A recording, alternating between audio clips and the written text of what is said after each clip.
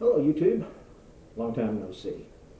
It's been a while since I put out a video. It's because, well, Friday we had some bad weather roll through, and I tried to make a video Saturday while we were still on one of the backup systems. In fact, that's what this video is about, is our electricity backup systems.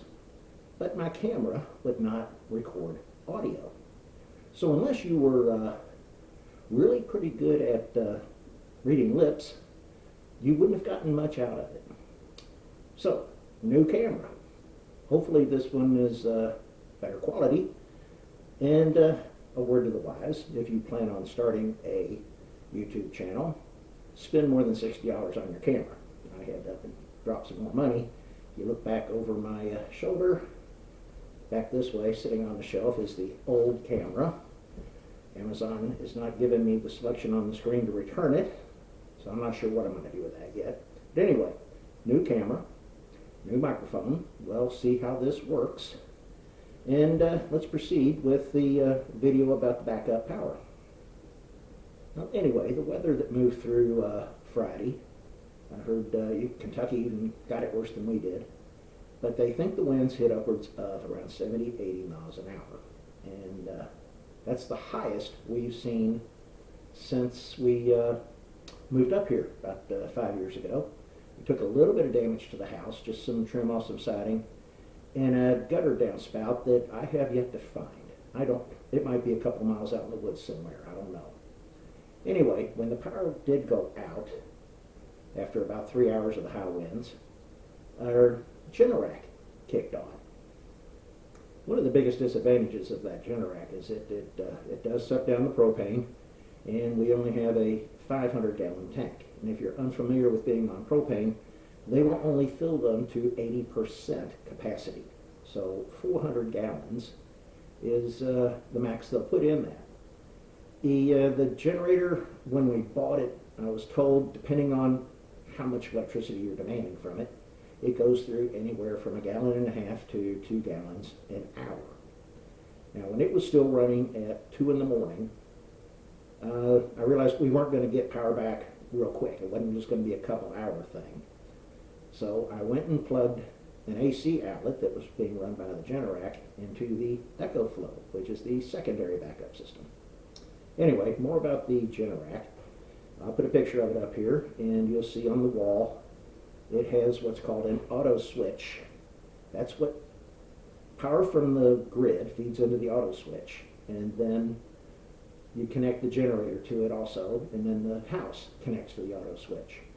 So that when the auto switch senses the loss of the electricity on the grid, it cuts off the grid, tells the generator to turn on, and then drives the house with the generator. It sits and watches for power to come back from the grid, and after power is back in stable for 5-10 minutes, it tells the generator to turn off and it switches back. The main reason it's there is to protect the linemen.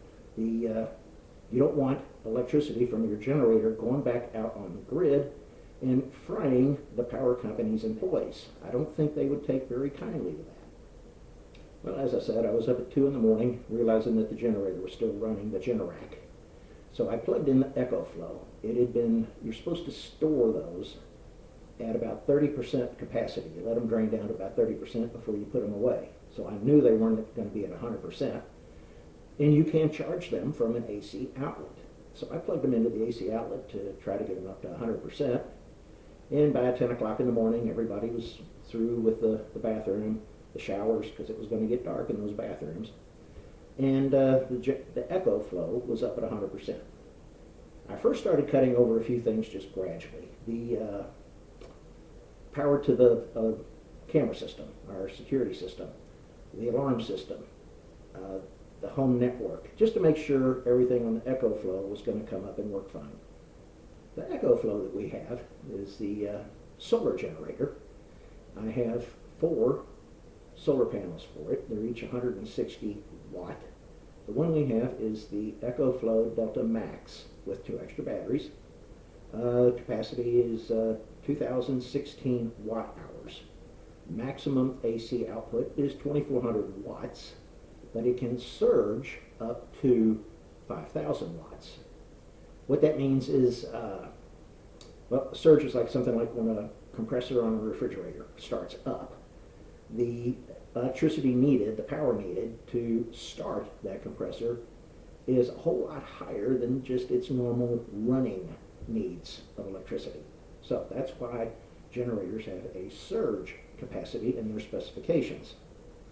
And the solar input on this model is 800 watts max, and with the 460 watt panels hooked to it, that's a total of 640. So I could actually stick another panel on there, and I do have one down in the basement. I just only hooked up 4 of them, hoping that the electricity wasn't going to be out very long, and because it was a bright, sunny day. And while we were running on the EcoFlow that day, I had, let's see, a refrigerator, a stand-up freezer in the garage. I didn't cut over our refrigerator in the kitchen because it's a pain in the butt to pull the thing out. I would have if it had been into the next day without power, but the microwave, the coffee pot, which is a high priority unit, I had my studio here all lit. Even the lava lamp was powered by it.